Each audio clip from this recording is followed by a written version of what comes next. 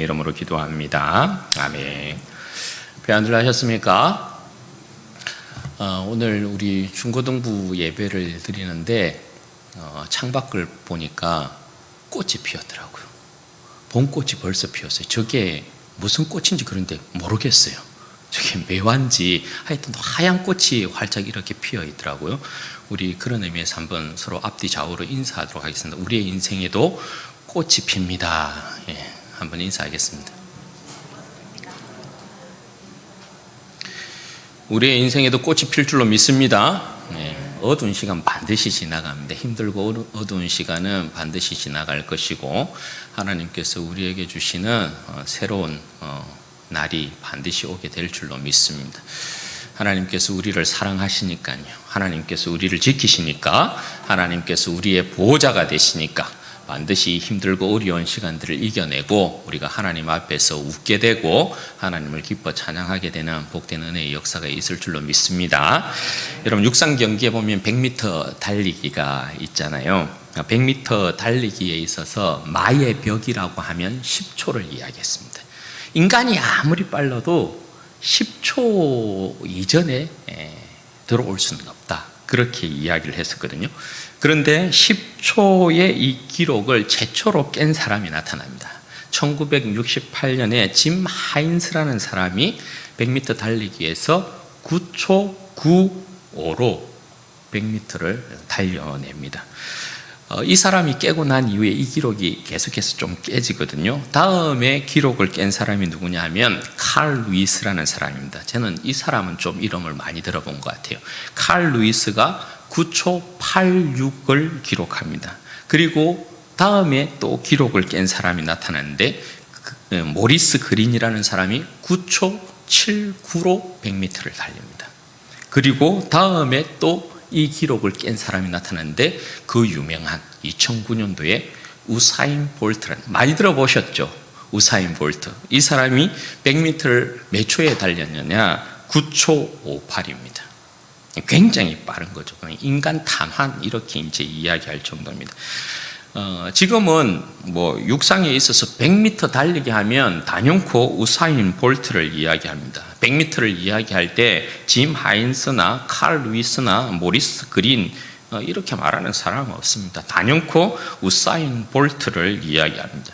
여러분, 이처럼 새로운 역사는 옛 영광을 하나씩 지우고 그 자리를 대신 차지하게 됩니다.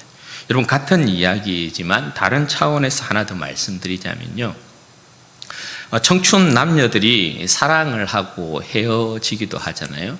그러면 이 헤어짐의 아픔 때문에 어떻게 할 바를 알지 못해요. 그래서 술로 그 자리를 대신 채우기도 하고 끙끙 가슴 아리를 하기도 하고 다시는 사랑하지 않겠다 하면서 머리를 자르기도 하고 나름 이기려고 무척 애를 쓰는 모습들을 우리가 보게 되잖아요.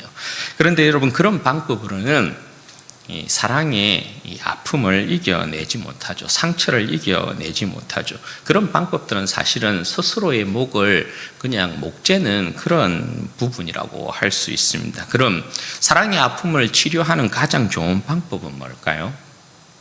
사랑을 치료하는 가장 좋은 방법은 더 좋은 사랑, 더 뜨거운 사랑을 하는 것입니다. 더 좋은 사람을 만나서 더 좋은 사랑하고 더 뜨거운 사랑하고 받으면 옛 사랑의 아픔이라는 것이 완전히 치유가 되는 것입니다. 사랑이 아픔을 치유하기 때문에 그런 거죠.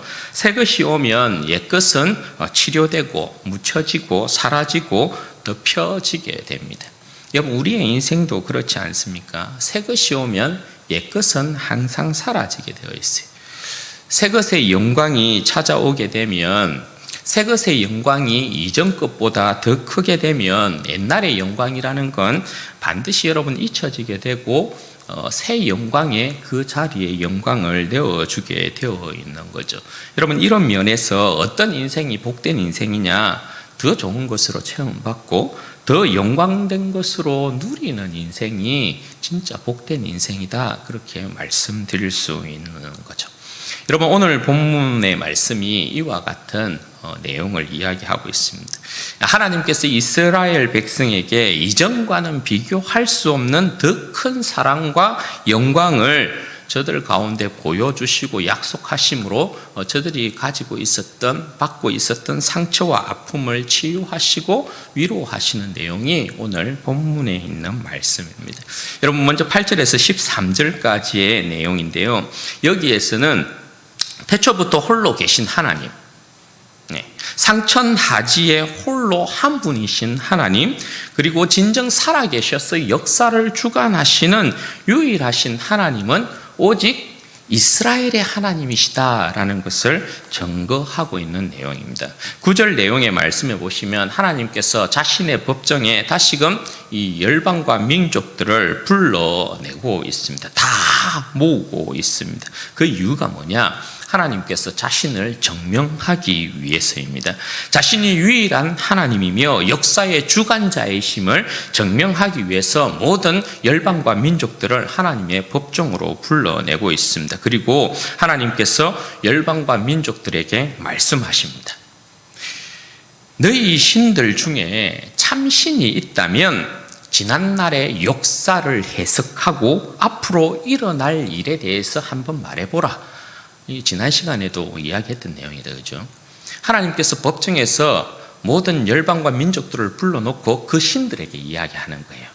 너희 신들 중에 진짜 참신이 있다면 지난 일의 모든 역사를 한번 해석해보고 앞으로 일어날 일들을 이야기해보라. 그리고 너희를 따르는 백성 중에 정인을 세워서 너희가 옳다는 것을 한번 증명해 보아라.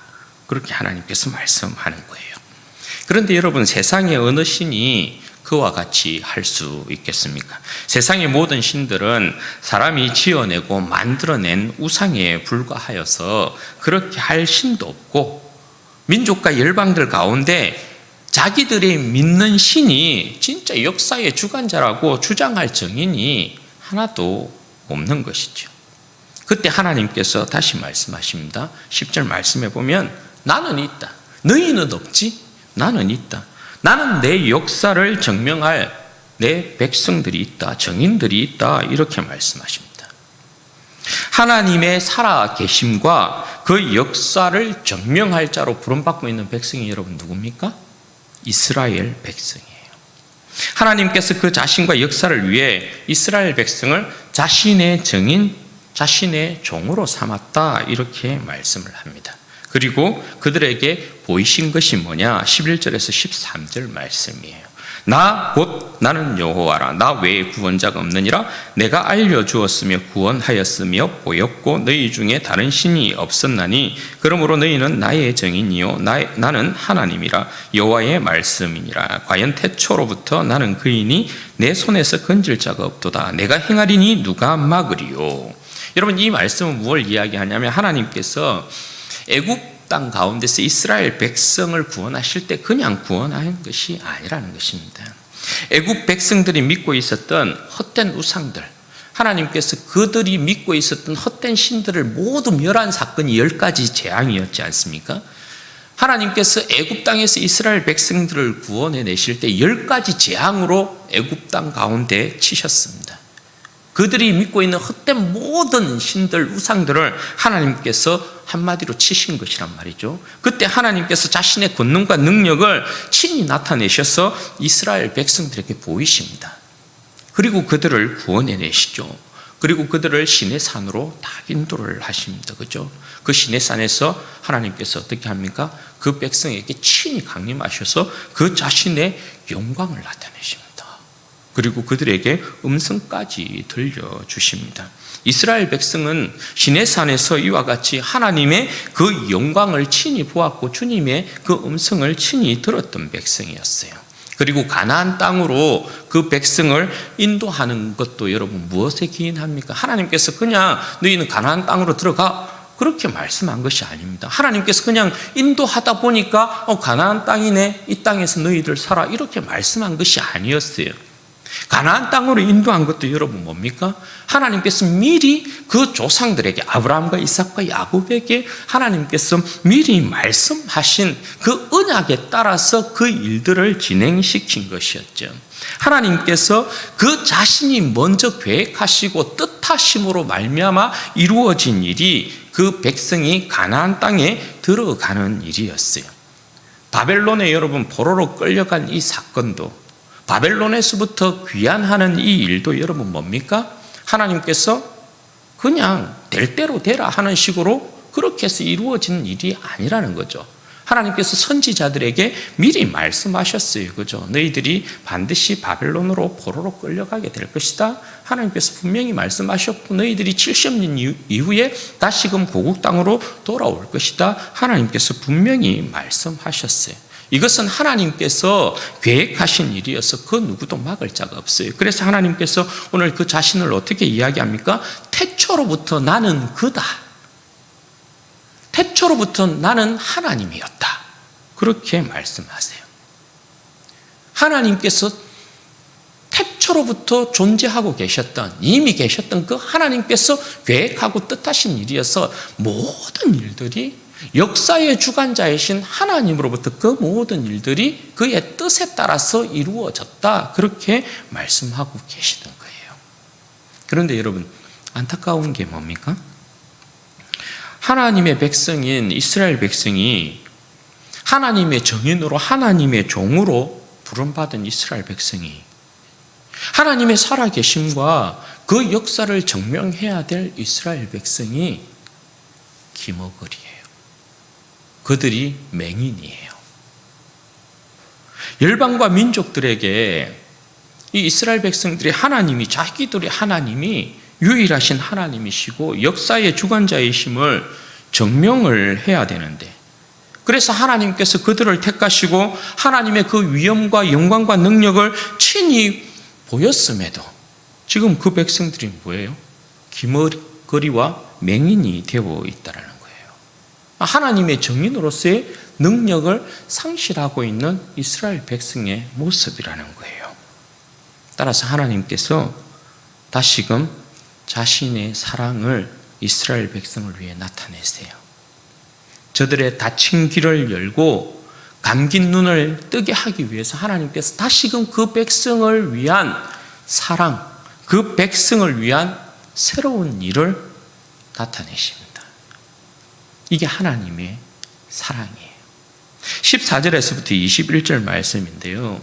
먼저 여기에 내용에 보면 먼저 언급하고 있는 게 뭐냐면 하나님께서 바벨론을, 지금 이스라엘 백성을 억압하고 압제하고 있는 이 바벨론을 반드시 물리치실 것이다. 그렇게 말씀하고 있어요.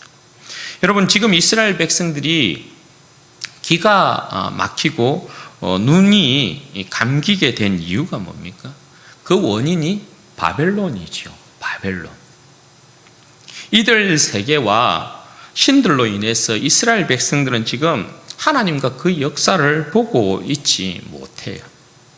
그저 바벨론밖에 보이지 않아요. 그들의 눈에는, 그들의 귀에 들리는 건 전부 다 바벨론의 역사야. 휘황찬란한 이 바벨론밖에 보이지 않아요. 하나님과 하나님의 역사가 보이지 않아요. 그래서 여러분, 하나님께서 어떻게 해요? 바벨론을 먼저 멸하시는 거예요. 이스라엘 백성의 이 감긴 두 눈을 뜨게 하고 막힌 길을 열기 위해서 하나님께서 바벨론을 먼저 멸하신다는 거예요. 14절 말씀에 보면 어떻게 이야기해요? 저들이 타고 왔던 배, 연락을 즐겼던 배를 타고 다시금 도망가게 만들 것이다. 그렇게 말씀하세요. 그런데 하나님께서 이 바벨론을 편안하게 보내는 게 아니에요. 어떤 역사를 불러오십니까? 바벨론을 멸하시는데 너희들이 춤추고 노래하고 타고 왔던 그 배를 너희들이 다시금 타고 다시금 떠나게 될 건데 그냥 편안하게 보내는 게 아니고 하나님께서 어떻게 하세요? 15절에서 17절 말씀에 보면 홍해에서 애굽 군대를 멸한 사건을 불러오고 있어요. 이건 뭐냐면 하나님께서 바벨론을 그냥 보내지 않겠다라는 거예요. 내가 너희를 그냥 편안하게 보내주지 않겠다라는 거예요. 내가 너희를 반드시 멸하겠다. 그것을 이야기하고 있는 거죠. 이 일을 여러분 어떻게 확신할 수 있을까요? 홍해에서 애굽 군대를 멸하신 것처럼 바벨론을 잔혹한 서울같이 노여운 불길같이 물리치실 것이라는 것을 어떻게 여러분 확신할 수 있습니까? 여러분 여기에 보면 하나님의 이름이 굉장히 많이 강조되어 있는 건 여러분 보이십니까? 14절 말씀 보십시오. 너희의 하나님의 이름이 어떻게 게시되어 있는지 한번 보세요. 너희의 구속자 이스라엘의 거룩하니 여호와. 15절 보십시오. 나는 여호와 너희의 거룩하니 이스라엘의 창조자 너희의 왕. 굉장히 강조가 되어 있죠. 하나님의 이름에 대한 내용이. 여러분 이 이름들은 전부 어떤 이름입니까? 이스라엘 백성들만을 위한 계시의 이름이에요. 이 이름들은 그 어떤 이방인에게도 하나님께서 알리신 이름들이 아니에요. 성경에 나타나는 다양한 이름의 계시는 오직 이스라엘 백성만을 위한 하나님의 자기 계시예요. 이건 하나님께서 이스라엘 백성만을 위하여서 그 자신이 계시한 이름대로 그 자신의 영광과 능력을 나타내겠다는 거거든요. 그러면 하나님께서 이처럼 다양한 이름으로 자신을 계시해서 내가 이스라엘 백성을 위해서 질투한다 이렇게 이야기하는 거예요. 그러면 이스라엘 백성을 위한 질투의 이 이름이 이스라엘을 괴롭히고 억압하고 압제한 바벨론을 그냥 보내겠어요? 절대 그렇지 않는 거죠. 바벨론은 필연히 망할 수밖에 없는 이유가 하나님께서 이 다양한 강하신 위대하신 이름을 계시하시면서 내가 바벨론을 절대 그냥 보내지 않겠다. 자신의 이름으로 보증하고 계세요. 그러니까 바벨론은 필연적으로 망할 수밖에 없다. 그걸 말씀하는 거죠. 그게 첫 번째예요. 그리고 두 번째는 뭐냐? 바벨론이 이스라엘 백성의 마음에 핥힌 상처를 하나님께서 치유하시고 아물게 하십니다. 어떻게 해요? 이전과는 비교되지 않는 하나님의 새로운 큰 구원의 역사를 행하시는 것입니다. 그것을 약속하고 계세요. 18절에서 20절 말씀인데요. 한번 보세요. 너희는 이전 일을 기억하지 말며 옛날 일을 생각하지 말라. 보라 내가 새 일을 행하리니 이제 나타낼 것이라. 너희가 그것을 알지 못하겠느냐? 반드시 내가 광야의 길을 사막에 강을 내리니 장차 들짐승 곧 성냥이와 타조도 나를 존경할 것은 내가 광야에서 물을 사막에 강들을 내어 내 백성 내가 택한 자에게 마시게 할 것임이라. 여러분 이전의 영광을 덮어버리는 새로운 큰 영광이 나타납니다. 여러분 이스라엘이 이전에 경험한 큰 일, 큰 구원, 큰 영광이라고 하면 단연코 출애굽 사건을 들 수 있어요. 이스라엘 백성에 있어서 출애굽 사건은 대단한 사건이에요. 홍해에서 하나님께서 애굽 군대를 멸하신 사건은 대단히 여러분 큰 일이에요. 그런데 여러분 그 큰 구원의 역사가 그 큰 영광의 역사가 그 큰 일이 이제는 옛것이 됩니다. 이스라엘 백성에게 있어서 애굽에서의 구원은 정말 큰 일이거든요. 그런데 그것이 옛 영광이 된다는 거예요. 왜요? 이제 하나님께서 그 백성을 바벨론에서부터 구원해낼 것이기 때문에 그래요. 이 바벨론에서의 구원을 제2의 출애굽 이렇게 이야기하거든요. 바벨론에서의 포로 귀환을 그렇게 이야기해요. 그런데 여러분 바벨론에서의 구원은 출애굽의 구원보다 더 큰 구원이다 이렇게 이야기해요. 왜요? 바벨론이 애굽보다 더 강해요. 네. 이때는 바벨론이 애굽을 한번 짓밟은 때이거든요. 그러니까 바벨론을 이길 그 어떤 권세, 그 어떤 나라도 없어요. 그런데 이 바벨론의 손에서부터 하나님께서 이스라엘 백성을 구원해내요. 그래서 이 역사를 무엇과 비교하냐면 새 창조의 역사와 비교를 해요. 여러분 왜 그러냐? 여기에 표현해 보면 광야에서 길을 낸다라는 표현요. 사막에서 강을 내시고 또 광야에서 물을 내고 사막에서 강을 내어 그 백성을 마시게 한다 이렇게 표현돼요. 이 표현은 사람으로는 할 수 없다라는 걸 이야기해요. 광야에서 길을 내고 사막을 강으로 만드는 일은 새 창조의 역사가 아니면 불가능하다, 이걸 이야기해요. 이 내용은 마치 무엇과 같으냐면, 왜 하나님께서 창세기 1장에 보면 아담을 위하여서 하나님의 형상과 하나님의 모양으로 창조되는 그 사람을 위하여서 하나님께서 어떻게 해요? 혼돈과 공허로 가득 차 있는 흑암이 깊음 위에서 이렇게 덮고 있는 그 상태에 있는 그 땅에서부터 하나님께서 어떻게 하세요?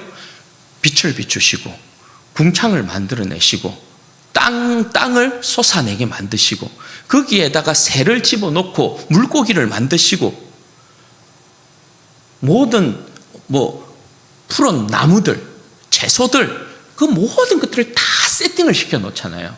그리고 여섯째 날에 어떻게 해요? 여섯째 날에 인간을 만드시죠. 그러니까 창조의 역사는 인간을 위한 하나님께서 러브하우스를 미리 만들어 놓는 거란 말입니다. 그리고 창조 6일째 인간을 지으세요. 인간을 창조 첫째 날에 지으면 인간이 살 수 있는 환경이 안 돼요. 그래서 인간을 첫째 날에 짓지 않아요. 모든 천지 만물을 만상을 다 불러내시고 난 이후에 완벽한 세팅을 하고 난 이후에 아담과 하와를 만드시거든요. 그게 창조의 역사예요. 지금 이사야서에서 표현하고 있는 사막에 하나님께서 강들을 만들어내고 광야에서 길을 만들어내고 물을 쏟아내게 만들 것이다, 이렇게 말씀하는 것들이 전부 이와 같은 내용이에요. 그 백성을 위해서, 그 백성의 목마름을 해결하기 위해서 하나님께서 이와 같은 일을 행할 것이다, 그렇게 말씀을 하고 있다 말입니다.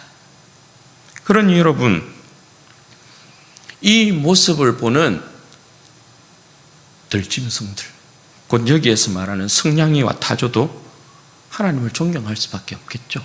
왜요? 역시 하나님은 창조의 꽃은 인간이라고 그랬어. 하나님께서 그 백성을 위해서 행하시는 이 일들을 봐. 딱 창조 때의 그 역사와 같네. 그렇게 짐승들도 생각할 수밖에 없다는 거예요. 그래서 짐승들도 하나님을 존경한다, 그렇게 말씀을 하고 있는 것입니다. 하나님께서 그 백성의 목마름을 해결하기 위해서, 이스라엘 백성이 여러분 바벨론 땅에서 어떤 상태에 있습니까? 지금 바벨론이 이렇게 저렇게 막 꽉찼잖아요. 이스라엘 백성의 마음이 그야말로 너덜너덜해져 있는 상황이에요. 그들의 인생이 끊임없이 바벨론 땅에서 기갈 가운데 있어요. 그 무엇으로도 그들의 인생을 채울 수 없어요. 그런 너덜너덜해진 인생, 핥힘 받아서 깊이 상처나 있는 그 마음을 가지고 있는 그 백성들을 하나님께서 건져내실 것이에요. 사막에 하나님께서 강을 만드시고 광야에 길을 만드시고 물을 내어서 너희 목마른 자들, 내 사랑하는 백성들 마음껏 마셔라, 인생을 회복시킨다는 말이죠. 상처받고 너덜너덜해져 있는 그들의 인생 자체를 회복시킬 것이다. 내가 새로운 창조의 역사로 내가 반드시 너희의 인생들을 회복시킬 것이다. 내 큰 사랑으로, 내 큰 영광으로 너희들을 반드시 회복시킬 것이다. 그렇게 말씀하고 있는 거죠. 따라서 여러분 21절 말씀에 보면 어떻게 말씀하세요? 이 백성은 내가 나를 위하여 지었나니 나를 찬송하게 하려 함이니라. 여러분, 하나님께서 인간을 창조하신 목적, 그 백성을 다시 회복시키는 목적이 바로 이거예요. 하나님을 찬송케 하기 위해서. 자신을 위해서, 그러니까 하나님께서 첫 세계를 이렇게 만드시고 난 이후에 하나님께서 아담과 하와에게 그 첫 세계를 선물하지 않습니까? 아담과 하와가 하나님으로부터 그 첫 세계를 받고 난 이후에 어떻게 합니까? 하나님을 찬양했겠죠. 그게 안식일이잖아요. 네. 아담과 하와가 6째 날에 지어지고 그 다음 날이 안식하는 날이었어요. 그죠? 그러면 그 안식일에 아담과 하와가 하나님으로부터 그 모든 창조의 세계를 선물 받고 뭐 했을까요? 하나님을 찬양했겠죠. 창조의 모든 피조물들 또한 여러분 어떻게 해요? 하나님을 찬양하고 있죠. 시편 19편 1절에 보면 이렇게 기록이 되어 있어요. 하늘이 하나님의 영광을 선포하고 궁창이 그의 손으로 하신 일을 나타내는도다. 이 표현이 뭐예요? 모든 피조물들이 하나님을 찬양하고 있다는 내용이죠. 하나님의 백성으로 선택받고 구원받은 이스라엘 백성 역시도 어떻게 해요? 하나님을 찬양했죠. 그것이 그 유명한 홍해의 노래 아닙니까? 애굽에서 구원받은 이스라엘 백성들이 하나님 앞에서 홍해에서 찬송했어요. 미리암과 모든 여자들이 전부 다 소고와 모든 악기들을 동원해서 하나님을 찬양했어요. 그 찬양이 여러분 뭐예요? 내가 주를 찬송하리 높고 영화로우신 주 말과 적군을 죽이셨네. 에헤, 안 들어보셨죠? 내가 주를 찬송하리. 그 찬양이 여호와는 힘과 노래 나의 구원이 되셨네.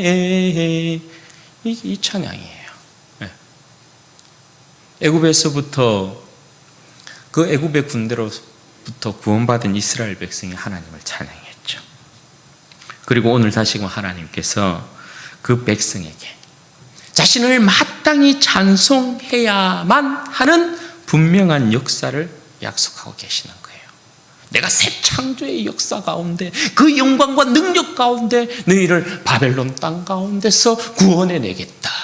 너희의 인생 가운데 내가 새 일을 행하겠다. 이전보다 더 큰 역사, 큰 구원 반드시 이루어내겠다. 이스라엘 백성이 하나님을 찬양할 수밖에 없는 이유예요. 사랑하는 여러분, 오늘 우리의 구원을 한번 보십시오.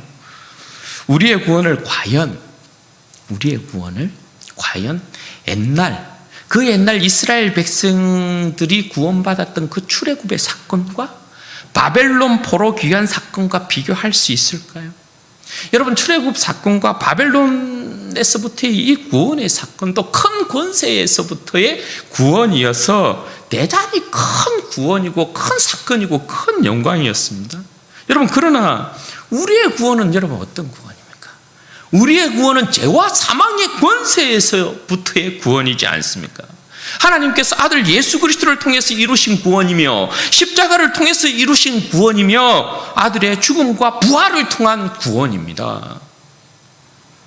보라, 내가 새 일을 행하리니 이제 나타낼 것이라. 여러분, 우리에게 나타나는 하나님의 새로운 구원의 역사, 그것이 예수 그리스도의 십자가입니다. 우리에게 나타낸 이 십자가의 구원과 영광은 그 이전에 일어났던 그 어떠한 일들과도 그 어떠한 영광과 비교할 수 없는 절대적인 구원의 사건이고 절대적인 영광이고 절대적인 큰 구원의 역사예요. 출애굽 사건과 바벨론 사건과 비교할 수 없어요. 십자가의 사건이라는 건 우리 일생에 일어난 그 어떤 일들과도 앞으로 일어나게 될 그 어떤 일들과도 비교되지 아니하고 그 어떤 영광을, 우리의 일생에서 일어난 그 어떤 영광, 그리고 우리의 일생 가운데 앞으로 일어날 그 어떤 영광, 그 모든 영광들이 이 십자가의 사건의 그 영광을 다, 그 자리를 다 내어줄 수밖에 없는, 그래서 이 십자가의 구원이라는 이 사건은 우리의 인생 가운데 그 어떤 영광과도 비교가 될 수 없는 그런 사건이라고 할 수 있어요. 여러분, 십자가 사건보다 더 큰 일을 우리의 인생은 생각할 수 없습니다. 여러분, 십자가 사건보다 더 큰 영광을 우리의 인생은 생각할 수 없습니다. 여러분, 십자가의 이 사건보다 더 큰 구원을 우리는 기대할 수 없습니다. 십자가의 사건은 명백하게 하나님께서 우리를 생각하사 우리의 구원을 행하신 일이기 때문에 그래요. 무엇 때문에요? 하나님을 찬송하게 하기 위해서요.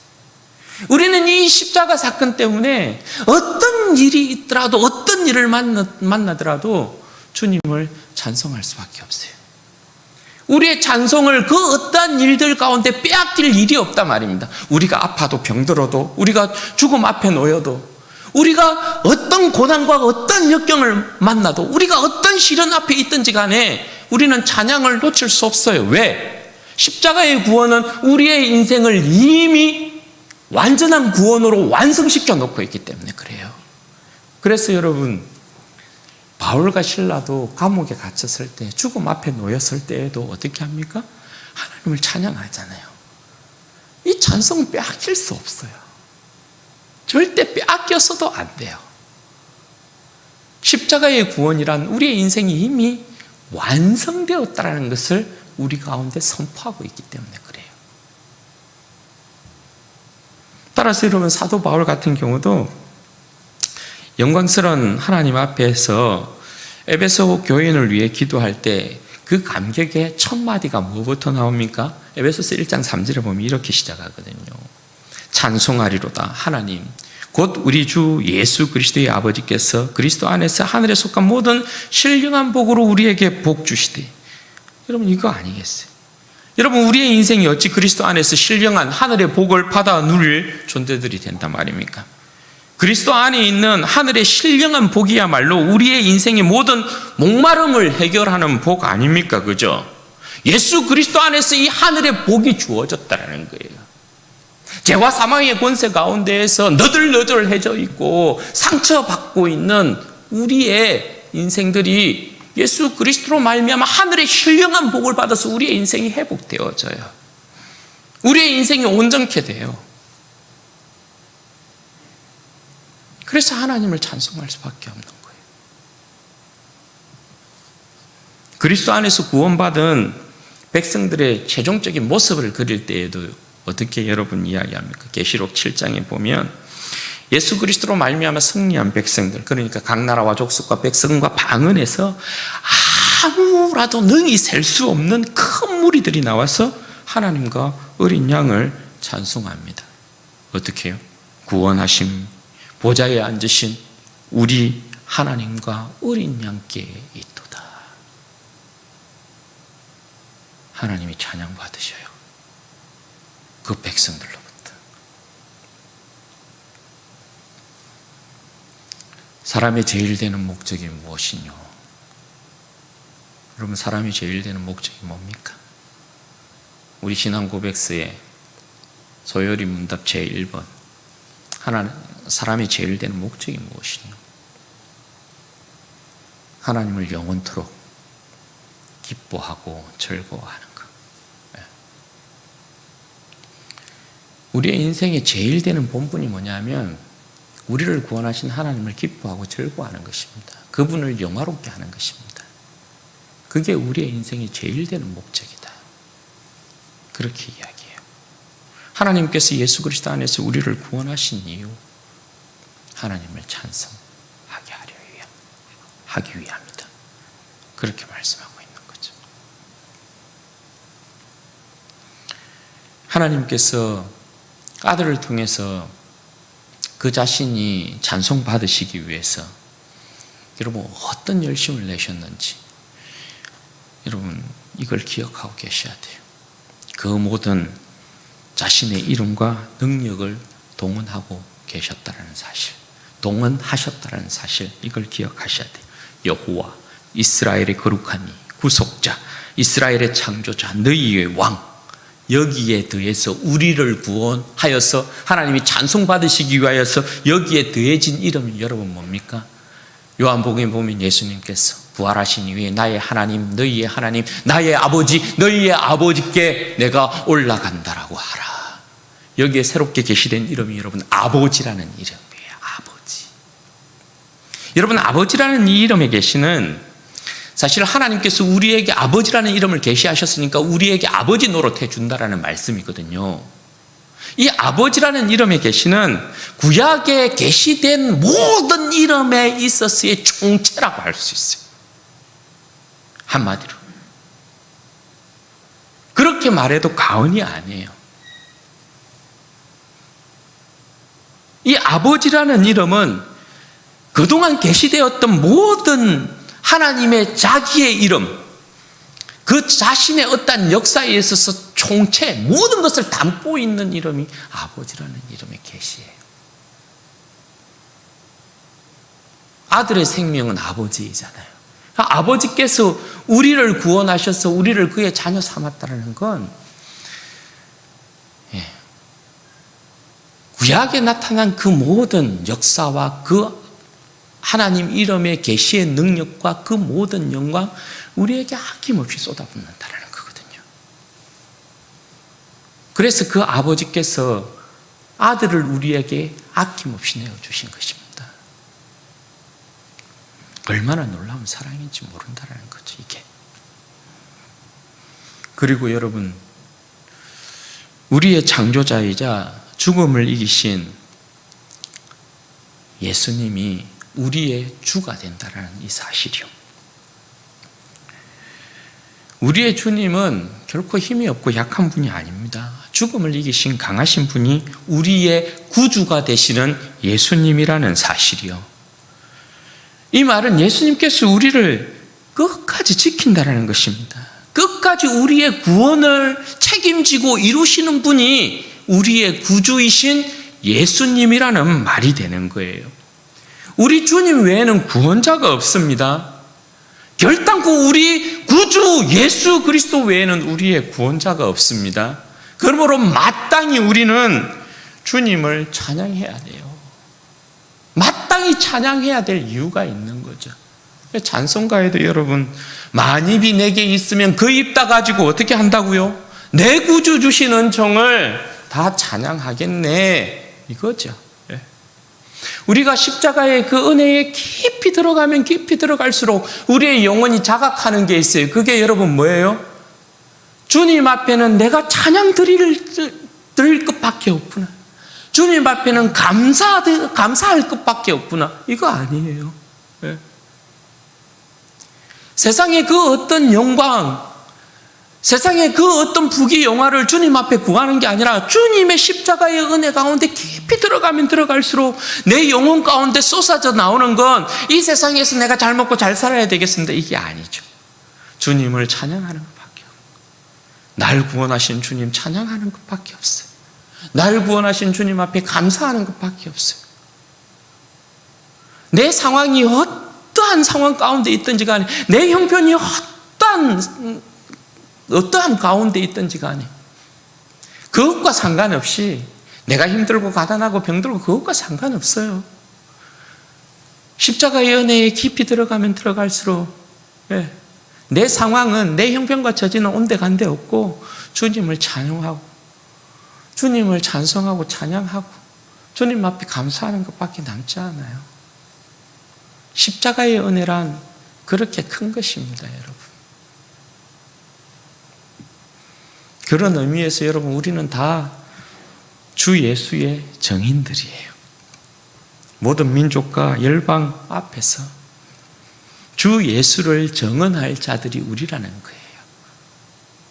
그 일을 위해서 하나님께서 아들을 아낌없이 우리 가운데 내어주셨다, 그렇게 말씀하고 있는 것입니다. 온 세상의 구원자, 온 세상의 창조자, 역사의 주관자가 우리 예수님이라는 사실, 이것을 알려야 되는 사명이 우리 가운데 있다라는 것이에요.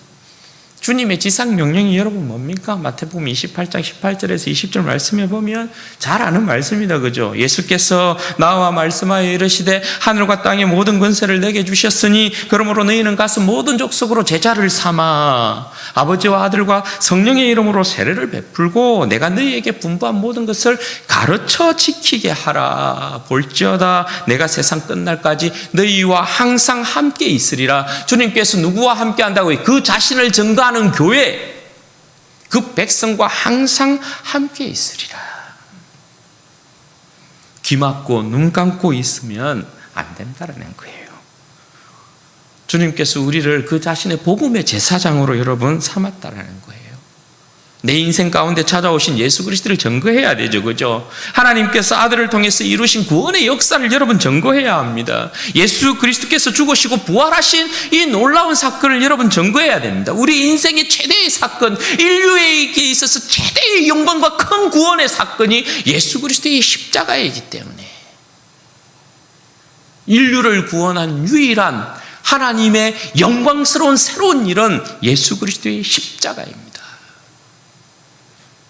바벨론에서의 포로와 출애굽 때의 이 구원은 이스라엘 백성만을 위한 것입니다. 그러나 예수 그리스도의 십자가는 하나님께서 우리 가운데 나타내신 새 일인, 큰 구원과 영광인 이 예수 그리스도의 십자가는 온 인류의 구원을 담고 있어요. 거기에 바로 저와 여러분이 포함되었던 것이죠. 사도 바울이 로마서에서 이렇게 이야기해요.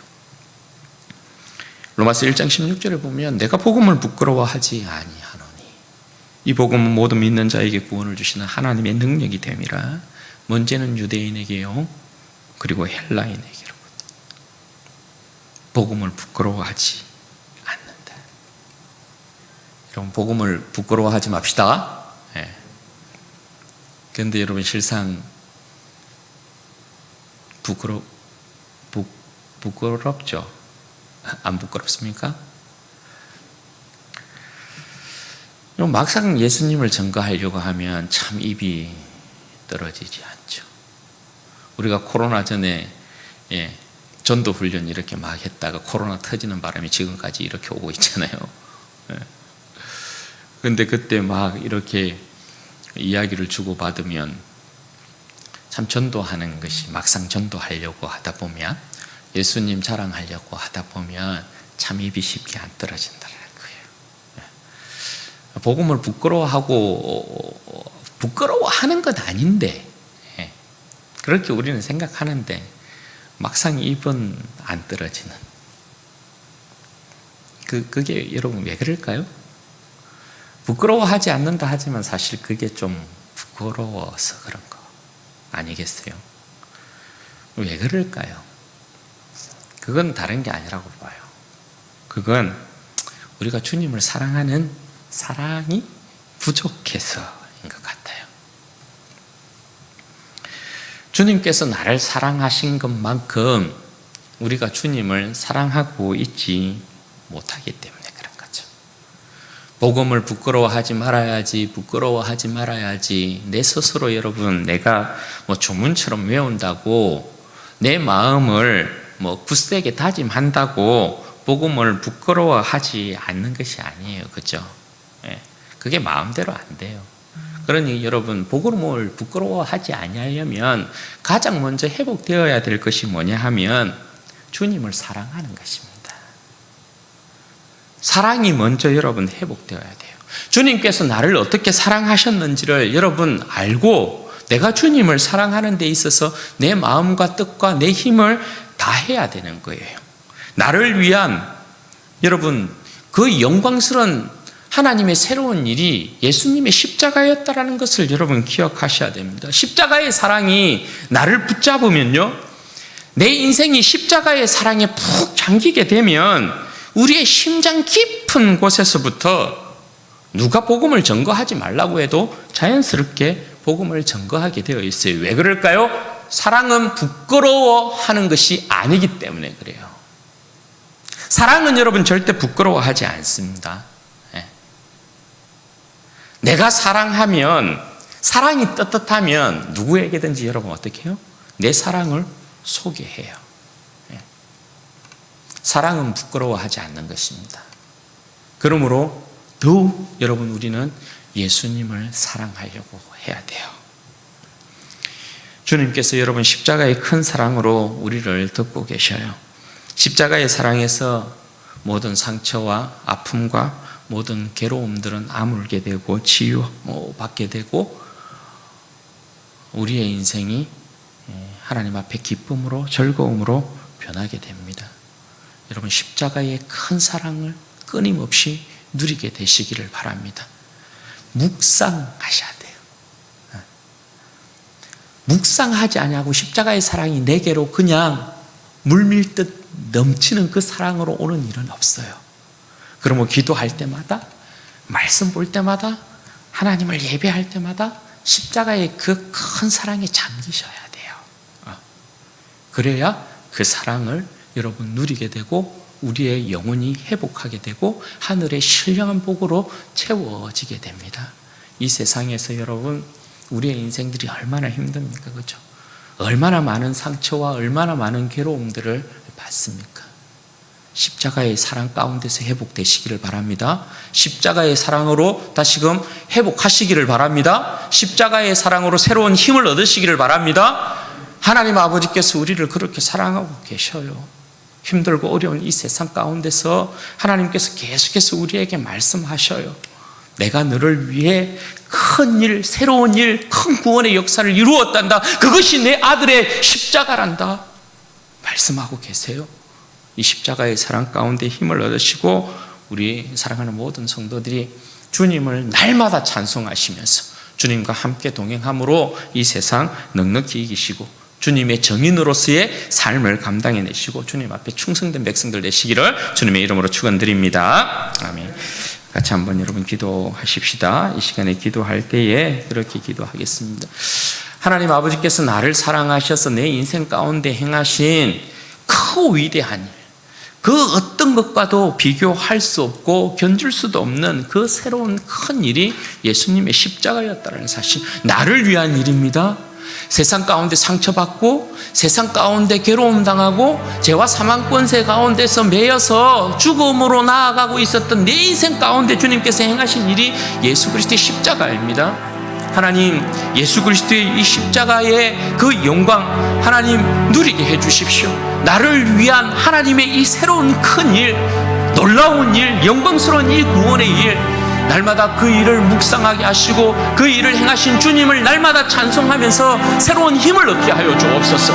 그리하여서 이 세상에 상처받고 이 세상에서 힘들고 어려운 이 인생이 새로운 힘을 얻어서 이 세상을 넉넉히 이기는 인생 될 수 있도록 하나님 복에 복을 더하여 주옵소서. 우리 주여 한번 부르짖고 기도하십시다. 주여